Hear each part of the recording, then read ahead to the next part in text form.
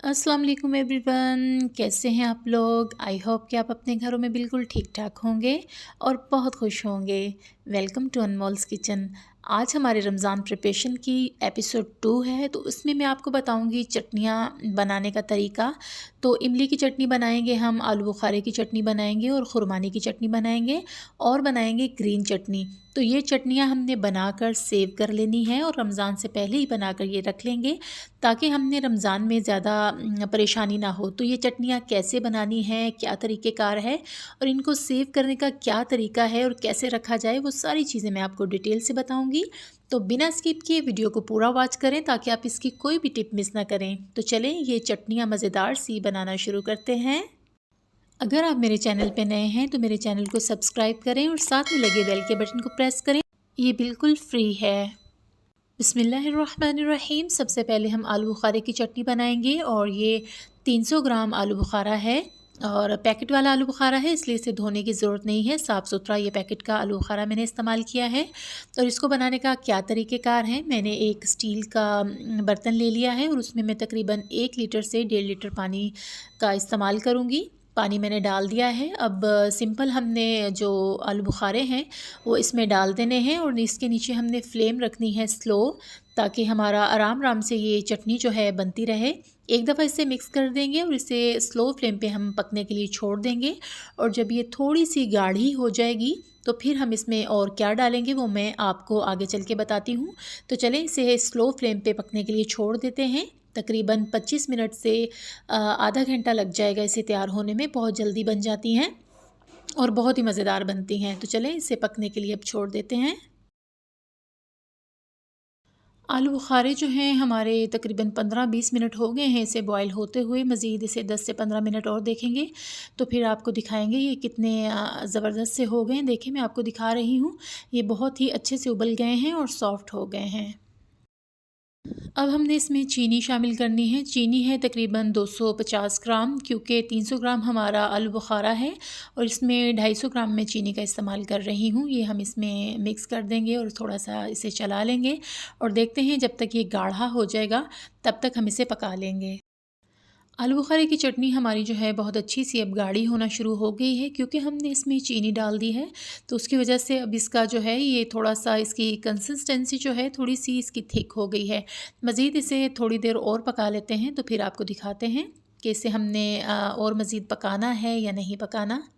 आलू बुखारे की चटनी हमारी डन हो गई है। अब इसे ठंडा कर लेंगे और इसे डाल देंगे जार में। जब ये मुकम्मल ठंडी हो गई थी तो इसे मैंने जार में डाल दिया था। देखिए इसकी कंसिस्टेंसी बहुत अच्छी सी हो गई है और इसी तरह की हमें चाहिए। कंटेनर में बंद करके इसे हमने रख देना है फ्रिज में और इसे 1 महीने से 1.5 महीने तक इस्तेमाल करेंगे। ये बिल्कुल भी ख़राब नहीं होती। बस इसमें चम्मच जो है गीला या जूठा चम्मच इसमें नहीं डालेंगे तो इसमें ना ही फफूंदी लगेगी और ना ही ये ख़राब होगी। तो इसी तरह से इसे बनाकर हमने सेव कर लेना है। अब बनाएंगे हम इमली की खट्टी मीठी सी चटनी। तो इसके लिए मैंने ले ली है आधा किलो, ये है इमली। तो इसको हमने पानी डाल देना है। अगर आपने इंस्टेंट जल्दी बनानी है तो इसमें आप गर्म पानी का इस्तेमाल करेंगे, बट मैंने मुझे कोई जल्दी नहीं थी तो मैंने इसमें नॉर्मल टेम्परेचर का पानी डाल दिया था और इसको मैंने ढक के रख दिया था ताकि ये अच्छी तरह से फूल जाए और इसका जो पल्प है वो अच्छा सा तैयार हो जाए। तो मैंने पानी इसमें 1 लीटर डाल दिया था और इसे ढक के रख दिया था 1 से 2 घंटे के लिए, ताकि ये अच्छी तरह से फूल सके। 1 से 1.5 घंटा रखने के बाद अब इसे चेक कर लेते हैं कि ये कैसी हो गई है। माशाअल्लाह बहुत अच्छी सी ये हो गई है। इसे अब हम हाथों की मदद से अच्छी तरह से इसका पल्प तैयार कर लेंगे और गुठलियाँ जो हैं इसकी रिमूव कर देंगे। हाथों को अच्छी तरह से धो लें। हाइजीन जो है उसका बहुत ज़्यादा ख्याल रखा करें और अच्छी तरह से हाथों को धोकर इस्तेमाल करें। सो हमने इसमें जो है अच्छी तरह से इसका पल्प तैयार कर लिया है। अब इसे हमने स्ट्रेन कर लेना है और स्ट्रेन करने के लिए मैंने एक मोटी छन्नी ले ली है जिससे हम इसको स्ट्रेन करेंगे। बारीक छन्नी का इस्तेमाल मत कीजिएगा वरना उसमें फंस जाएंगे बहुत बुरे और ये निकलता भी नहीं है इसका पल्प, क्योंकि थोड़ा गाढ़ा होता है। सो हमने मोटी छन्नी का इस्तेमाल किया है और इसको स्पैचुला की मदद से हमने थोड़ा सा घुमाना है तो ये सारा पल्प जो है नीचे हमारे जो पॉट है उसमें चला जाएगा। अभी इसके ऊपर मैं थोड़ा सा आधा गिलास या 1 कप के जितना पानी और डाल दूँगी ताकि जो हमारा थोड़ा सा भी पल्प है वो भी निकल जाए। अब पानी मैंने थोड़ा सा और डाल दिया है, एक दफ़ा इसे और घुमाएंगे ताकि हमारी इमली का पल्प जो है अच्छा सा स्ट्रेन हो जाए। तो उसके बाद हमने इसे क्या करना है वो दिखाते हैं। गुठलियाँ जो है हमने रिमूव कर दी हैं और हमारा पल्प जो है बहुत अच्छा सा रेडी हो गया है। अब इसके नीचे फ्लेम कर देंगे मीडियम टू हाई और इसमें क्या डालेंगे, चीनी का इस्तेमाल मैंने नहीं किया, गुड़ का इस्तेमाल मैं कर रही हूँ। और गुड़ जो है मैंने तकरीबन इसमें लिया है 300 ग्राम। हमारी इमली जो है वो 500 ग्राम है और गुड़ मैंने लिया है 300 ग्राम। और ये साफ़ सुथरा गुड़ है, कोई इसमें वो कंकर वगैरह का मसला नहीं है क्योंकि ख़ुद बनाया हुआ गुड़ है, ये बनवाया हुआ है सॉरी। तो अब इसको हमने गुड़ को इसमें शामिल कर देना है और फ्लेम नीचे लो रखनी है। अब इसमें डालेंगे कुछ मसाले और सबसे पहले उसमें डालेंगे साबुत सफ़ेद ज़ीरा 1 टीस्पून और उसके बाद आधी टीस्पून मैंने डाल दी है लाल पिसी हुई मिर्चें और उसके बाद मैंने इसमें आधी टीस्पून डाल दिया है काला नमक और आधी ही टीस्पून मैंने इसमें डाल दिया है आम नमक जो हम इस्तेमाल करते हैं वाइट वाला, वो डाल दिया है। और इसे अच्छी तरह से अब हिला लेंगे और गुड़ को इसके अंदर डिज़ोल्व होने तक पका लेंगे। गुड़ हमारा अच्छी तरह से बीच में डिज़ोल्व हो गया है। अब इसे हम मज़ीद 10 से 15 मिनट के लिए पकाएंगे और उसके बाद जो है इसमें मैंने कॉर्नफ्लोर या कॉर्नस्टार्च जो भी आप उसे नाम दें, वो मैंने 1 टेबल स्पून का इस्तेमाल किया था। ठंडे पानी में उसे मिक्स करके वो इसमें शामिल कर दिया था और इसे 10 से 15 मिनट के लिए मैंने मज़ीद पका लिया था ताकि उसका कच्चापन जो है वो भी दूर हो जाए। ये देखें मैंने इसमें कॉर्नस्टार्च जो है वो शामिल कर दिया है ताकि ये अच्छी सी थिक सी हमारी चटनी बन जाए। और ये डालने के बाद तकरीबन 10 मिनट जो हैं 8-10 मिनट इसे ज़रूर पकाया करें क्योंकि थिक तो ये फ़ौरन ही हो जाता है, जैसे ही हम इसमें कॉर्नस्टार्च डालते हैं तो ये थिक हो जाता है। बट इसको हमने पकाना है ताकि कॉर्नस्टार्च का जो कच्चापन है वो दूर हो जाए, वरना वो बहुत ही बुरा लगता है। सो हमने इसे 8 से 10 मिनट के लिए पकाया, ठंडा किया और इसे भी हमने जार में भर के रख लिया। जार जो हैं धुले हुए खुश्क होने चाहिए और ठंडी हो जाएंगी जब हमारी चटनियाँ, तो हम उस वक्त इसमें ट्रांसफ़र करेंगे। गरम गरम जो है हम जार में ट्रांसफ़र नहीं करेंगे। सो ये मुकम्मल ठंडी हो चुकी हैं। अब इसको अभी हमने ढक्कन लगा देना है और इसको भी हमने फ्रिज में रख देना है और 1 महीना 1.5 महीना आराम से, रमज़ान जो है रमज़ानों में आराम से इसको हम यूज़ कर सकते हैं। अब है खुरमानी की चटनी, खुबानी की चटनी तीसरे नंबर पे आ जाती है। तो खुबानी जो है मैंने गुठली वाली ही ली थी, तकरीबन 500 ग्राम। उनकी गुठलियाँ मैंने रिमूव कर ली थी, बाद में बहुत ज़्यादा ये वबाले जान बन जाती हैं, बहुत मुश्किल से निकलती हैं। सो मैंने पहले ही छुरी की मदद से अच्छी तरह से काट ली, थोड़ी सी मेहनत हुई थी बट मैंने साफ़ कर ली थी। सो इसको बनाने का क्या तरीका है, हमने कढ़ाई ले ली है और कढ़ाई में डाल लिया है पानी। 1 लीटर पानी का इस्तेमाल मैंने किया है क्योंकि हमने इसे जस्ट अभी सिर्फ बॉयल करना है। तो जैसे ही ये हमने पानी डालना है, हल्का सा कुनकुना हो जाएगा तो इसमें हमने खुबानियाँ जो हैं सारी, ये धुली हुई खुबानियाँ हैं, धो कर मैंने इन्हें रख लिया था और ये डाल दी हैं क्योंकि इन पे डस्ट वगैरह बहुत ज़्यादा होती है। तो ये मैंने धो ली थी, अच्छी तरह से रख दी थी। अब इसको हमने ढकना है और इनको नरम होने तक, गलने तक इनको थोड़ा सा पका लेंगे। खुबानियाँ जो हैं हमारी अच्छी सी पक रही हैं। अब इसमें चीनी डाल देंगे। तो चीनी जो है 250 ग्राम चीनी का मैंने इस्तेमाल किया है। इसमें बाद में भी चीनी डलेगी, अभी फ़िलहाल हमने 250 ग्राम चीनी डाली है और इसको हमने पका लेना है ताकि चीनी जो है वो भी हमारी अच्छी सी इसमें डिज़ोल्व हो जाए और खुबानियाँ भी अच्छी सी मीठी सी थोड़ी सी सॉफ्ट हो जाएं। सो खुबानियाँ जो हैं हमारी अच्छी सी हो गई हैं। अब फ्लेम मैंने ऑफ़ कर देना है और इनको मुकम्मल ठंडा कर लेंगे।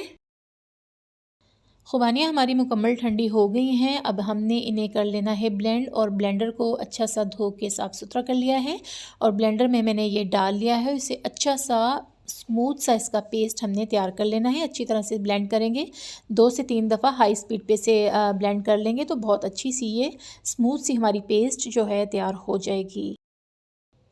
देखिए कितनी अच्छी सी ज़बरदस्त सी हमारी पेस्ट रेडी हो गई है। अब इसे हमने दोबारा कढ़ाई में ट्रांसफ़र करना है और इसे मज़ीद अभी पकाएंगे और इसे ट्रांसपेरेंट होने तक पका लेंगे और बहुत अच्छा सा इसका हमने एक चटनी सी तैयार करनी है। अभी ये खूबसूरत नहीं लग रही और थोड़ा कलर भी इसका फीका है। सो मैंने इसमें 250 ग्राम चीनी और डाल दी थी और थोड़ा सा येलो फूड कलर का इस्तेमाल किया है ताकि ये खूबसूरत लगे। सो अब इसे हमने पकाना है, जब तक पकाएंगे जब तक कि ये ट्रांसपेरेंट ना हो जाए। देखिए ये कितनी खूबसूरत सी ट्रांसपेरेंट हो गई है। अब इसको हमने इतना ही पकाना था ताकि ये ट्रांसपेरेंट हो जाए और इसमें खूबसूरती आ जाए और टेस्ट भी इन्हेंस हो जाए। सो अब ये बहुत अच्छी सी बन गई है। अब इसे भी हमने मुकम्मल ठंडा करना है और जब ये ठंडी हो जाएगी तो इसे भी हमने जार में भर के रख लेना है और एक जब ये ठंडा हो जाएगा तो बहुत ही अच्छी सी गाढ़ी सी इसकी कंसिस्टेंसी हो जाएगी। मैं आपको दिखाऊंगी जब इसे हम जार में डालेंगे। खुबानी की चटनी भी हमारी हो गई ठंडी और जार में हमने भर के रख लिया है। अब बारी आ जाती है ग्रीन चटनी की, और वो हमने लिए हैं धनिया और पुदीना, बहुत ही फ्रेश। 2 गड्डी मैंने ले लिया था पुदीना और 2 गड्डी ही मैंने ले लिया था धनिया, और बहुत ही अच्छी तरह से मैंने इन्हें तोड़कर इनकी डंडियाँ इन्हें धोकर रख लिया है और ड्राई हो गए हैं ये थोड़े से। और हम इसमें सिरके का इस्तेमाल नहीं करेंगे, इसमें हम इस्तेमाल करेंगे लेमन। बहुत ही मज़ेदार लगते हैं ये, ट्राई करके मैं आपको बता रही हूँ कि बहुत ही ज़बरदस्त लगते हैं। और लेमन मैंने ले लिए थे 4 से 5 थे छोटे लेमन, उन्हें मैंने पील आउट कर लिया था और उनके जो बीच में बीज होते हैं वो भी मैंने रिमूव कर दिए थे। अब मैंने ब्लेंडर में सारा पुदीना और धनिया डाल दिया है और इसके ऊपर डाल दूँगी लेमन और इसे थोड़ा सा ब्लेंड करूँगी। थोड़ा सा मैंने इसमें आधा कप के जितना पानी भी डाल दिया था, ताकि ये अच्छा सा हमारा ब्लेंड हो जाए और स्मूथ सी हमारी चटनी बन जाए। उसके बाद हम इसमें मिर्चें वगैरह डालेंगे। देखिए कितनी खूबसूरत और फ्रेश मिर्चें हैं, मैंने धो ली हैं और ताज़ी ताज़ी ही मिर्चें हैं ये। तेज़ वाली जो होती हैं वो मैंने डाली, ये आपको ज़्यादा लग रही होंगी, बट ये पूरे महीने की चटनी है। 30 से 35 इसके क्यूब्स बन जाएंगे जो रोज़ाना हमने इस्तेमाल करने हैं रमज़ान में, और ये बिल्कुल परफेक्ट हैं। सो अब हमने इसमें डाल दिया है काला नमक। 1 टेबल स्पून मैंने डाल दिया है काला नमक, 1 टेबल स्पून ही मैंने इसमें डाल दिया है साबुत सफ़ेद ज़ीरा, और 2 टेबलस्पून मैंने वाइट सॉल्ट जो है उसका इस्तेमाल किया था, और इसको अच्छा सा मैंने ब्लेंड कर लिया था। बहुत ही मज़ेदार ये चटनी बनती है, ट्राई ज़रूर कीजिएगा। और इसे बहुत ही स्मूथ सा हमने ब्लेंड करना है और बारीक सा इसे बना कर रख लेंगे। और फिर इन्हें जो क्यूब्स वाली ट्रेस होती हैं बर्फ़ जमाने वाली, उसमें मैंने डाल के इनके क्यूब्स तैयार कर लिए थे। सो अब इनको ब्लेंड कर लेंगे अच्छी तरह से। ब्लेंड करके फिर इन्हें हम क्यूब्स की शक्ल में बना लेंगे। तो बर्फ़ वाली जो क्यूब्स की ट्रेस होती हैं मैंने उनमें इन्हें भर के फ़ील करके इन्हें रख दिया था। ज़बरदस्त सी हमारी ट्रेस जो हैं तैयार हो गई हैं। अब इन्हें रख देंगे डीप फ्रीज़र में, और जब ये जम जाएंगी फुल तो इनको ज़िपलॉक बैग में डाल के फ्रिज में रख लेंगे, डीप फ्रीज़र में रख लेंगे, और जब इस्तेमाल करना हो तो निकालेंगे और योगर्ट में डाल के 10-15 मिनट के लिए छोड़ेंगे और ये अच्छी सी मेल्ट हो जाती हैं। और अगर आपने इमरजेंसी में इस्तेमाल करनी हो तो इसे निकाल के आप माइक्रोवेव में दे सकते हैं टाइम, तो ये बहुत अच्छी सी मेल्ट हो जाती हैं।